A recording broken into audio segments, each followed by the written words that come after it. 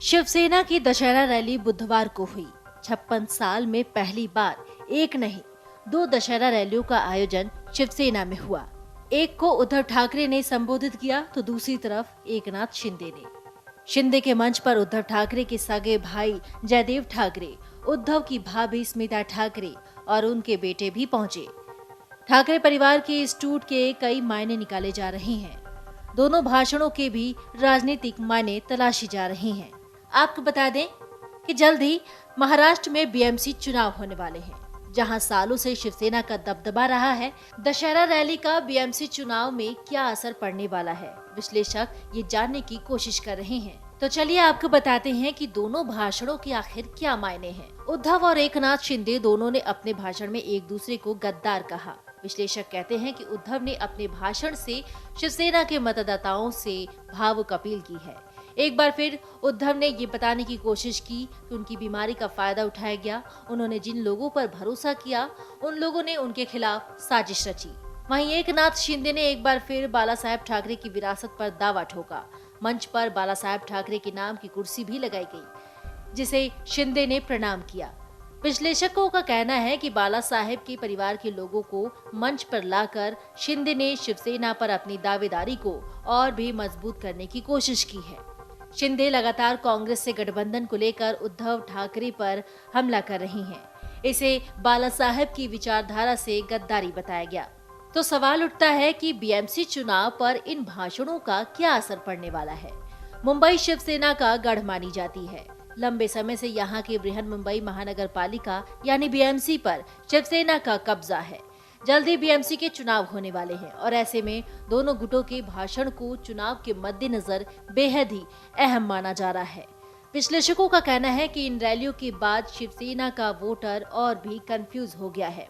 मतदाताओं का उद्धव के साथ जुड़ाव है। उद्धव लगातार उनसे भावुक अपील कर रहे हैं, वहीं दूसरी ओर उन्हें सत्ता की ताकत दिखाई दे रही है। ऐसे में अभी ये बता पाना काफी मुश्किल है कि वो किस गुट के साथ जा पाएंगे। अगला सवाल ये भी उठता है कि भाई जयदेव ठाकरे और भाभी स्मिता के शिंदे के मंच पर आने से इसका कितना फायदा पहुंचेगा। एकनाथ शिंदे के मंच पर बाला साहेब ठाकरे के बेटे जयदेव ठाकरे, बाला साहेब ठाकरे की बहू स्मिता ठाकरे और स्मिता के बेटे भी मौजूद रहे। इसे राजनीतिक तौर पर बेहद अहम माना जा रहा है। इस मौजूदगी के जरिए एकनाथ शिंदे की ओर से ये संदेश देने की कोशिश की गई है कि उद्धव पार्टी तो दूर, परिवार भी एकजुट नहीं रख पा रहे हैं। तो क्या इसका एकनाथ शिंदे को चुनावी फायदा हो सकता है, और वो भी कितना? इस सवाल के जवाब में विश्लेषकों का कहना है कि जयदेव ठाकरे और स्मिता ठाकरे का कोई राजनीतिक वोट बैंक नहीं है। ऐसे में वोटर्स का कितना फायदा ये लोग दिला सकते हैं, ये कहना मुश्किल है। स्मिता एक दौर में शिवसेना में काफी सक्रिय रही हैं। अगर उनकी सक्रियता शिंदे गुट में बढ़ती है तो शायद शिंदे को कुछ राजनीतिक लाभ हो सकता है। सवाल ये भी उठता है कि दोनों गुटों में से किसकी रैली सफल रही है। महाराष्ट्र की राजनीति को समझने वाले कहते हैं कि उद्धव और शिंदे दोनों की रैलियों में भीड़ दिखाई दी थी। भीड़ के पैमाने पर किसी एक की रैली को सफल या असफल नहीं करार दिया जा सकता। उद्धव की रैली जिस शिवाजी पार्क में थी, वहां करीब 80,000 लोग आ सकते थे। मैदान भरा दिख रहा था। वहीं एकनाथ शिंदे की रैली बीकेसी में थी, जहां 1.5 लाख से ज्यादा लोग आ सकते थे। यहाँ भी अच्छी खासी भीड़ पहुंची।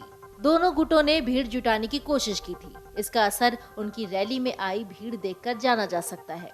सत्ता में काबिज शिंदे गुट के प्रयास ज्यादा थे, जो दिखाई भी दे रहे थे। सवाल ये भी उठता है कि तीर कमान की दावेदारी पर इसका क्या असर पड़ेगा। शिवसेना के नाम और चुनाव निशान तीर कमान पर दोनों गुटों की दावेदारी पर रैली का कोई असर नहीं पड़ने वाला है। दोनों गुटों को अपनी दावेदारी चुनाव आयोग में साबित करनी होगी। चुनाव आयोग ही ये फैसला करेगा कि आखिर शिवसेना नाम, झंडे और चुनाव निशान का इस्तेमाल कौन सा गुट करेगा। हालांकि अब तक के हालात में शिंदे गुट की दावेदारी थोड़ी मजबूत दिखाई दे रही है।